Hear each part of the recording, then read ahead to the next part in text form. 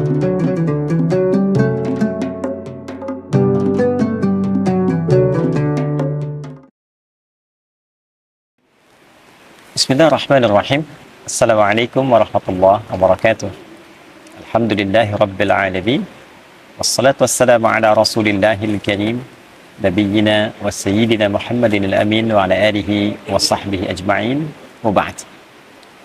Saudara-saudariku, berjumpa kembali dalam kajian Aku Suka. Ayo kultum sejenak untuk berbuka.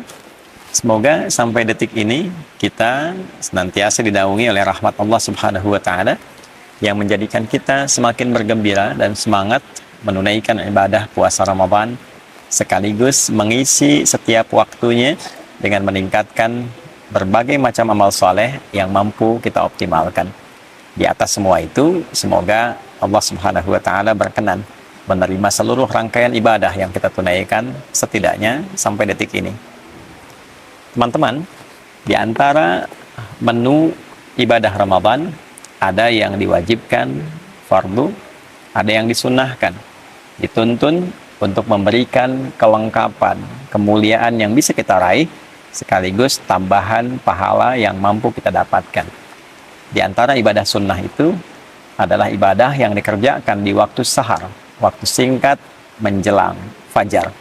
Kurang lebih kisaran 15-30 menit menjelang fajar.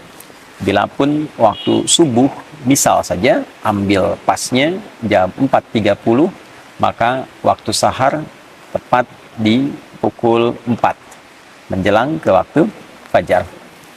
Segala aktivitas yang dikerjakan di waktu sahar dinamakan dengan sahur.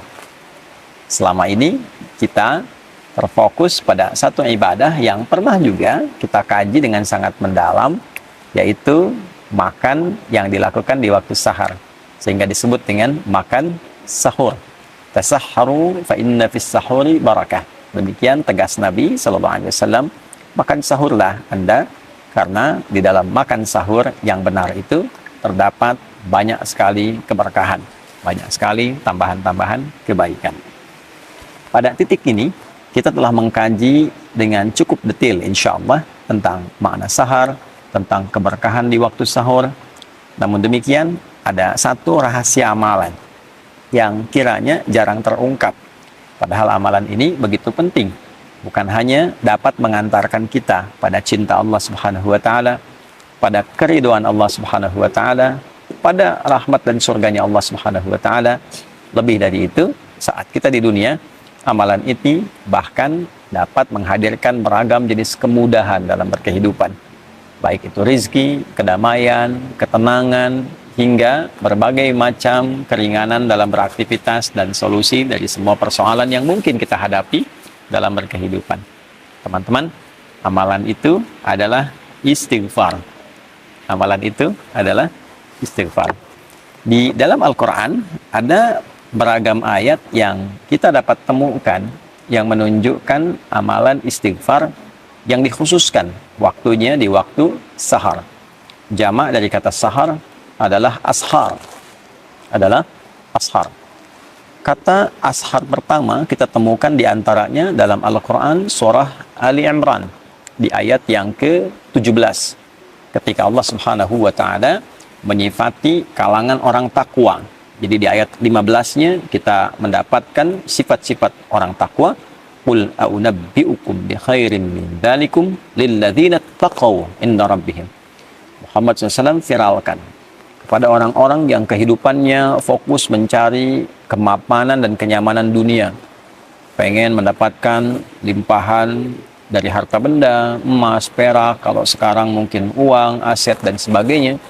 Pengen punya kendaraan yang mewah, pengen punya lahan yang cukup luas, pengen punya hewan ternak, kebun, dan sebagainya. Di atas semua itu viralkan ya Muhammad SAW, ada anugerah yang sangat istimewa, yang sangat agung, yang Allah berikan khusus pada orang-orang yang bertakwa. Nah, apa hadiah yang Allah berikan itu? Ya, ada jannah berupa surga yang dihiasi dengan keindahan yang sangat sempurna, pasangan-pasangan yang sangat serasi, dan yang paling tinggi adalah keridhaan Allah Subhanahu wa taala. Kalau Allah sudah ridho, semua akses dibuka, langit dan bumi dibuka. Ya, untuk siapa orang-orang itu? Ya, di antaranya adalah orang-orang yang disifati oleh Allah Subhanahu wa taala dengan kata ibad, yang ibadahnya sangat luar biasa, yang pendekatan kepada Allahnya luar biasa. Dan di ayat ke-16 disebutkan komitmen orang ini sampai berkata, mereka memohon kepada Allah ampunan yang pertama kali. Alladzina yaquluna rabbana innana amanna faghfir lana dzunubana. Ya Allah, kami berikrar bahwa kami beriman kepadamu, maka dengan iman ini mohon ampuni dosa-dosa kami. Ya, ampuni dosa-dosa kami. Jadi yang didahulukan oleh Allah ternyata amalannya adalah permohonan ampunan. Nah, ketika mereka ingin mempraktekkan itu, di ayat ke-17-nya disifatilah dan digabungkan sifat ini dengan 4 amalan utama. As-sabirina, was-sadiqina, wal-qanitina, wal-munfiqina. 4. Yang kelima, wal-mustaghfirina bil ashar. Jadi ternyata ketika mereka ingin memohon ampunan pada Allah Subhanahu wa taala, yang paling utama waktunya diletakkan oleh Allah Subhanahu wa taala di waktu sahar, waktu singkat menjelang sahur. Wal mustaghfirina bil ashar. Ada orang-orang takwa yang diantara agenda berkehidupan mereka, mereka khususkan waktu sahar itu sebagiannya untuk khusus memohon ampunan Allah Subhanahu wa taala. Mereka khusus untuk istighfar di dalamnya. Ya, bukankah puasa melatih kita untuk dapat meningkatkan takwa? Bukankah puasa mengajak kita untuk menjadi pribadi yang lebih bertakwa? Nah, di antara menu takwa itu salah satunya adalah memperbanyak istighfar. Di antara waktu istighfar yang paling baik itu adalah di waktu sahar. Orang yang memperbanyak istighfar di waktu sahar, maka oleh Allah disejajarkan dan diberikan ia satu kesamaan. Bisa ditafsirkan juga, bisa mendapatkan limpahan karunia yang setara. Satu, dengan orang sabar. Artinya orang yang rajin istighfar juga saat bersamaan akan cenderung memiliki kesabaran yang luar biasa. Yang kedua, dengan qanitin. Pertama sabirin, kedua qanitin. Orang yang ibadahnya itu khusyuk.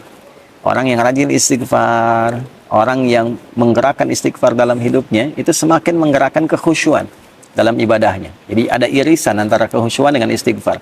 Semakin rajin istighfar, semakin dekat dengan Allah, semakin khusyuk ibadah. Kemudian juga lebih daripada itu, was-sadiqin, orang-orang yang membenarkan risalah yang Allah tetapkan, yang Nabi ajarkan, di saat yang bersamaan dia mengamalkannya. Nah, itu shadiqin namanya. Dia yakin ketika Allah berfirman, misalnya, ya, waqimus sholat, tunaikan sholat. Dia yakin sholat itu ada kebaikan, kebenaran, saat yang bersamaan dia kerjakan juga. Karena ada orang yang paham Islam itu benar, Islam itu bagus, tapi tidak mau berislam. Ya. Ada orang yang paham sholat itu benar kok, mendekatkan diri pada Allah, tapi nggak sholat. Nah, ini tidak masuk dalam kategori shadiqin. Shadiqin itu yang membenarkan sekaligus mengamalkan. Kemudian setelah itu munfiqin, ya, yang gemar berinfak, gemar berinfak. Karena itu ada korelasi antara istighfar dengan peningkatan harta benda. Dan peningkatan harta benda yang diawali dengan istighfar nanti arahnya ibadah. Bukan mewah, bukan saya punya harta untuk membangun dunia, bukan. Ya, dunia itu akan ikut, tapi kemewahan yang didapatkan itu untuk mengisi ruang-ruang akhirat yang telah Allah siapkan untuk kita. Itulah sebabnya kalau kita ngaji di Quran surah Nuh misalnya ayat 10, ya, maka kita dapatkan faqultu astaghfiru rabbakum innahu kana ghaffara. Ya, Nabi Nuh mengatakan, saya menyampaikan pada umatku, kalian banyakin istighfar. Kalau sudah banyak istighfar, Allah punya sifat memberikan ampunan bagi hamba yang senang istighfar. Sifatnya disebut ghafar. Kalau Allah sudah berikan ampunan, apa yang terjadi? Yursilis samaa'a 'alaikum bidrara wa yumdidkum bi amwalin wa banina. Ya. Jadi Allah akan kirimkan, curahkan banyak rahmat. Yang kering, tandus, hujan dikirimkan supaya gembur kembali. Jadi kalau ada yang tandus, yang kering, tidak berkembang, nah salah satu amalan zikirnya dalam Quran tuh banyak istighfar. Tobat semua penduduk, minta ampun sama Allah, nanti Allah turunkan hujan. Ya, makanya di antara istisqa itu kan ada kaitan dengan istighfar. Kemudian wa yumdidkum bi amwal wa banin, harta oleh Allah dilimpahkan, keturunan oleh Allah disejahterakan. Karena kalau sudah istighfarnya bagus, dekat dengan Allah, dinilai pandai mengelola kehidupan. Harta dititipkan berapapun banyaknya pasti benar. Digunakan ibadah, gunakan infak, ya. Nah, makanya kalau ada orang diuji oleh Allah, ingat itu ujian loh, dihisab, ya. Diuji dengan kekayaan, nah, itu bukan untuk menaikkan dan mengupdate status secara sosial. Bukan kebanggaan dulu yang dibawa, kaya nih, bisa mengatur ini, itu tidak. Sama saja dengan titipan ilmu, titipan tenaga, kedudukan, itu modal untuk ibadah, instrumen ibadah. Kalau dengan ditambah belum dekat, ditambah belum bisa ibadah, nanti mesti hati-hati ya. Nanti bisa berganti menjadi istidraj, itu bahaya. Ya, penambahan harta yang tidak mampu mendekatkan diri kepada Allah. Jadi istighfar itu kalau benar dikerjakan memudahkan datangnya rezeki. Ya, mensejahterakan keluarga, wa anhar, punya aset yang baik-baik. Nah, maksudnya apa? Kalau sudah bisa itu kembali ke Ali Imran tadi, wal munfiqin, dia bisa infak dengan itu. Ya.